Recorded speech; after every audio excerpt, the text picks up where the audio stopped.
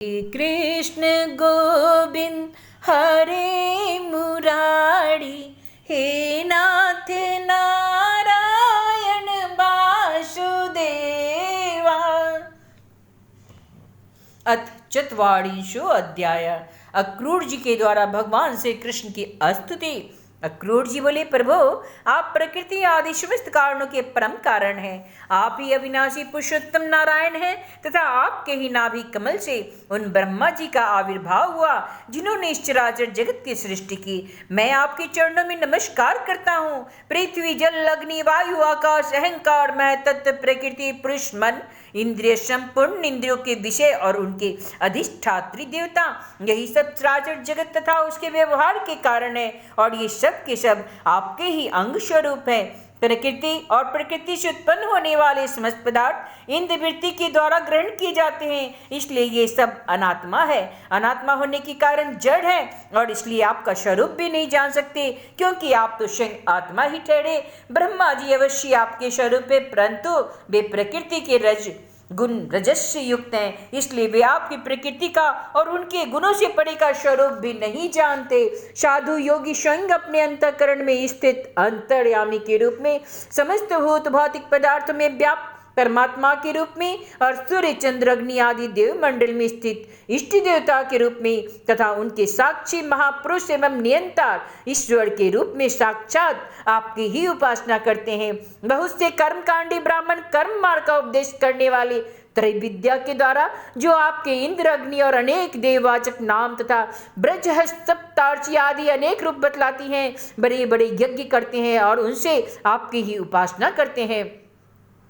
बहुत से ज्ञानी अपनी समस्त कर्मों का संन्यास कर देते हैं और शांत भाव में स्थित हो जाते हैं। वे इस प्रकार ज्ञान यज्ञ के द्वारा ज्ञान स्वरूप आपकी ही आराधना करते हैं। और भी बहुत से संस्कार संपन्न अथवा शुद्ध चित्त वैष्णव जन आपकी बतलाई हुई 5 रात्र आदि विधियों से तन्मय होकर आपके चतुर्भुज आदि अनेक और नारायण रूप एक स्वरूप की पूजा करते हैं। भगवान दूसरे लोग शिव जी के द्वारा बतलाए हुए मार्ग से जिसके आचार्य भेद से अनेक अवान्तर भेद भी है, शिव स्वरूप आपकी ही पूजा करते हैं। स्वामी, जो लोग दूसरे देवताओं की भक्ति करते हैं और उन्हें आपसे भिन्न समझते हैं, वे सब भी वास्तव में आपकी ही आराधना करते हैं, क्योंकि आप ही समस्त देवताओं के रूप हैं और सर्वेश्वर भी है।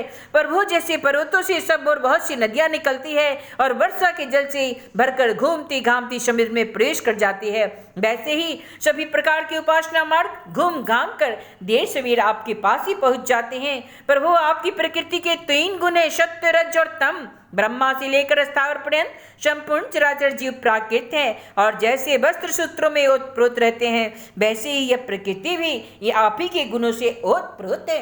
परंतु आप सर्वस्वरूप होने पर भी उनके साथ लिप्त नहीं होते। आपकी दृष्टि तो निर्लिप्त है, क्योंकि आप समस्त वृत्तियों की साक्षी हैं। यह गुणों के प्रभाव से होने वाले सृष्टि अज्ञान मूलक है और वह देवता मनुष्य पशु पक्षी आदि समस्त योगिनियों में व्याप्त है, परंतु आप उसी सर्वथा अलग है, इसलिए मैं आपको नमस्कार करता हूँ। अग्नि आपका मुख है, पृथ्वी चरण है, सूर्य और चंद्रमा नेत्र है, आकाश नाभि है, दिशाएं कान है, स्वर्ग सिर है, देवेंद्र गण भुजाएं हैं, समुद्र कोख है और यह वायु ही आपकी प्राण शक्ति के रूप में उपासना के लिए कल्पित हुई है।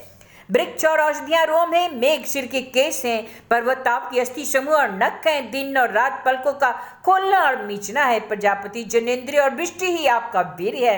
अविनाशी भगवान जैसे जल में बहुत से जलचर जीव और गुलड़ के फलों में नन्हे नन्हे कीट रहते हैं, उसी प्रकार उपासना के लिए स्वीकृत आपके मनोमय पुरुष रूप में अनेक प्रकार के जीव जंतु से भरे हुए लोक और लोकपाल कल्पित किए गए हैं। प्रभु, आप क्रीड़ा करने के लिए पृथ्वी पर जो जो रूप धारण करते हैं, वे सब अवतार लोगों के शोक मोह को धो बहा देते हैं और फिर सब लोग बड़े आनंद से आपके निर्मल यश का गान करने लगते हैं। प्रभु, आपने वेदों ऋषियों औषधियों और सत्यव्रत आदि की रक्षा दीक्षा के लिए मत्स्य रूप धारण किया था और प्रलय के समुद्र में स्वच्छंद विहार किया था।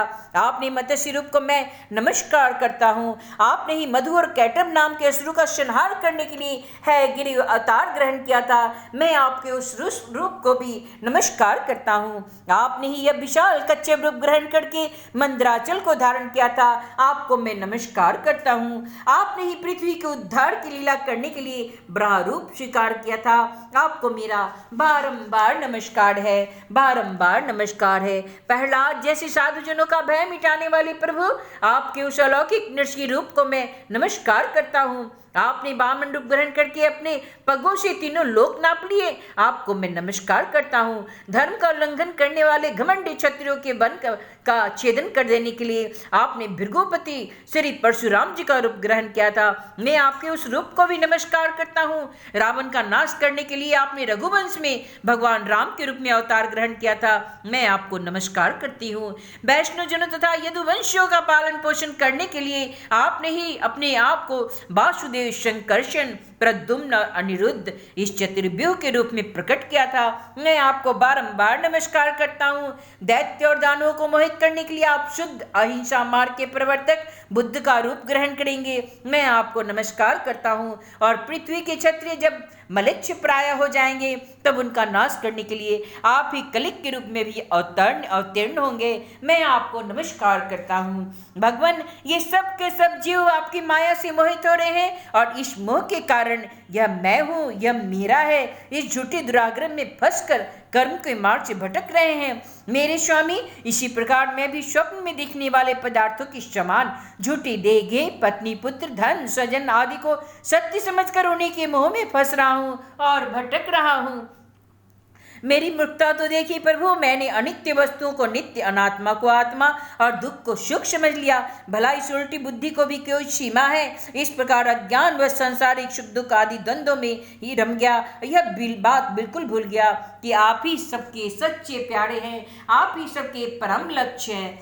जैसे कोई अनजान मनुष्य जल के लिए तालाब पर जाए और उसी में पैदा हुए शिवार आदि घासों से ढका देखकर ऐसा समझ ले यहाँ जल नहीं है, तथा सूर्य की किरणों में झूठ मूठ प्रतीत होने वाले जल के लिए मृत तृष्णा की ओर दौड़ पड़े, वैसे ही मैं भी आपने ही माया से छिपे रहने के कारण आपको छोड़कर विश्व के सुख की आशा में भटक रहा हूँ। मैं अविनाशी अक्षर वस्तु के ज्ञान से रहित हूँ, इसी से मेरे मन में अनेक वस्तुओं की कामना और उनके लिए कर्म करने के संकल्प उठते ही रहते हैं। इसके अतिरिक्त ये इंद्रियां भी बड़ी प्रबल और दुर्दमनीय है, मन को मत मत कर बल पर किधर उधर घसीट ले जाती है, इसलिए इस मन को मैं रोक नहीं पाता। इस प्रकार भटकता हुआ मैं आपके इन चरण कमलों की छत्र छाया में आ पहुंचा हूँ, जो दुष्टों के लिए दुर्लभ है मेरे स्वामी, इसे भी मैं आपका कृपा प्रसाद ही मानता हूँ। क्योंकि हे पद्मनाभ, जब जीव के संसार से मुक्त होने का समय आता है तब सत्पुरुषों की उपासना से चित्तवृत्ति आप में लगती है।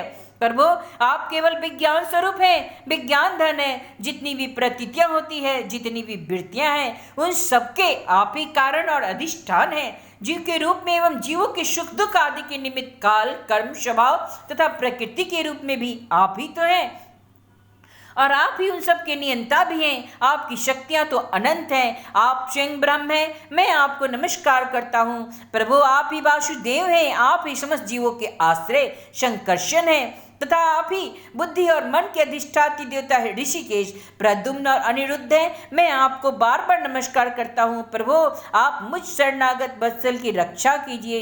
इति श्रीमद्भागवते महापुराणे परमहंस्यां संहितायां दशम स्कंदे पूर्वार्धे अक्रूरस्तुति नाम चत्वारिंशो अध्याय।